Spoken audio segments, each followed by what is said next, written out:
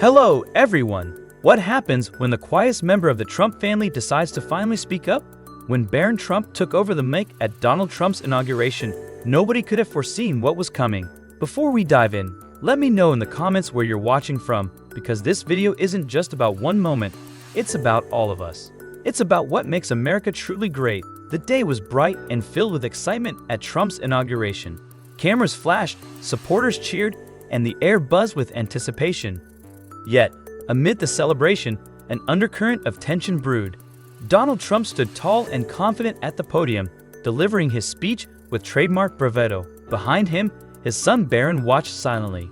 Known for being reserved and soft-spoken, the youngest Trump seemed to fade into the background as always. But something was different that day. His usually subdued eyes were sharp and alert, carrying an intensity that hinted at something brewing within. Then it happened. A commotion broke out in the crowd. Near the center, a young liberal activist, face twisted with mockery, shouted at an elderly veteran who wore a faded MAGA hat, "Your America is dead." The activist sneered, his finger jabbing toward the veteran's chest. "Your values are outdated, and nobody needs them anymore." The veteran's hands trembled as he gripped his cane. His lips quivered as he tried to respond, speaking of sacrifice and duty. But his voice was barely audible over the laughter of the activist's friends. The scene was cruel, and it was heartbreaking to witness. The crowd began murmuring uneasily, some turning to watch, while others averted their eyes in discomfort.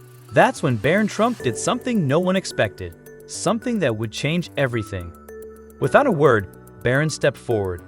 His tall frame cast a shadow over the presidential podium as he moved with quiet determination. Donald Trump, mid-speech, paused and turned, surprised.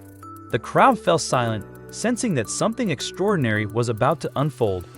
Even the mocking activist froze, his smirk faltering as Barron reached for the microphone. "I wasn't planning to speak today." Barron's voice rang out, clear and unwavering, cutting through the charged atmosphere. "But what I just witnessed isn't the America my father talks about, and it's certainly not the America that man over there," gestured toward the veteran, nearly died protecting. The silence was deafening. Here was the quiet, often overlooked teenager from the campaign trail, commanding the attention of thousands. His presence was magnetic, and his words carried a weight beyond his years. The crowd, phones held mid-air, leaned in closer, captivated. "You know what I see when I look at that veteran's MAGA hat." Barron's voice grew stronger, steady with conviction. "I see a man who stormed beaches under Nazi fire while people your age died beside him. I see someone who worked factory jobs for 40 years, building the America you now take for granted." He turned to face the activist directly, his piercing gaze unwavering. "And you call them outdated? You mock his values." Barron's words struck like a lightning bolt. "Let me tell you something about values." The crowd was transfixed. This wasn't just another speech. It was raw, authentic, and deeply personal. Barron's voice carried the passion of someone who had been quietly absorbing, and now felt compelled to speak out. "You want to know what's really outdated?" Barron continued, his tone sharpening. "Thinking you can build a future by disrespecting the people who gave you everything you have. That's not progressive. That's just ingratitude." The veteran straightened his back. His pride, momentarily stolen, returned to his weathered face. Around him, other elderly supporters nodded in agreement, some wiping away tears. Barron's words were resonating in a way that transcended politics. "My father taught me something important," Barron said, his composure remarkable for someone so young. "He said America isn't just a place or a government, it's a promise passed down through generations, a promise that if you work hard, respect others, and love your country, you can build something that lasts." He paused, scanning the crowd. The young activist shifted uncomfortably, his earlier bravado evaporating under the weight of Barron's words. "But here's what really bothers me," Barron said, his voice taking on an edge.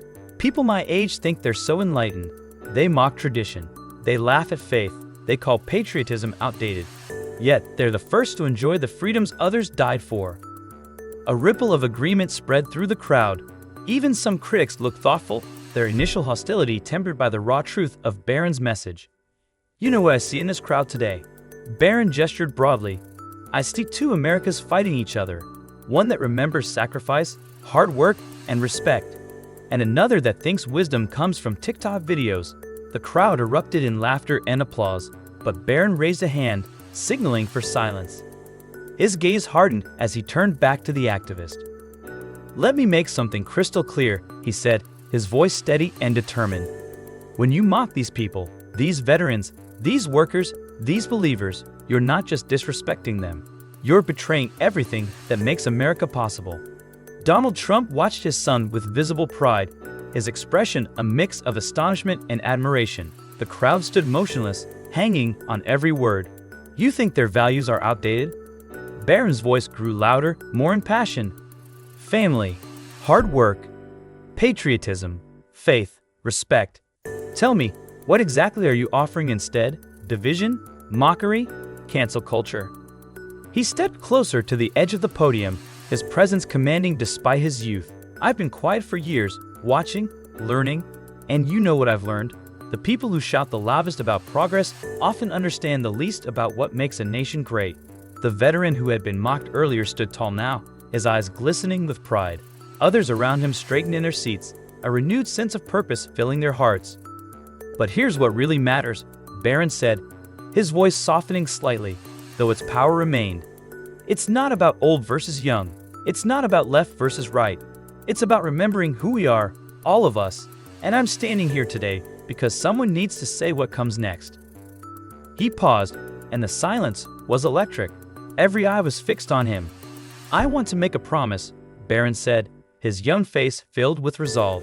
"Not just to these supporters, but to every American who still believes in what made this country great." The crowd leaned in, their anticipation palpable. "I promise you this," Barron declared, his voice growing stronger. "When I become president, and yes, I said when, not if, I'll protect more than just our borders and our economy. I'll protect the soul of America." A collective gasp rippled through the crowd. Even Donald Trump seemed taken aback, his usual composure momentarily replaced by surprise. Melania Trump wiped away a tear, her expression one of pride and awe. "I'll protect the factory worker who still believes in the American dream," Barron continued, his momentum building. "I'll protect the teacher who wants to pray with her students, the farmer who works his land with pride, the small business owner who built everything from nothing." He turned to face the activist one last time. "And yes, I'll even protect your right to mock what you don't understand. Because that's what America does. We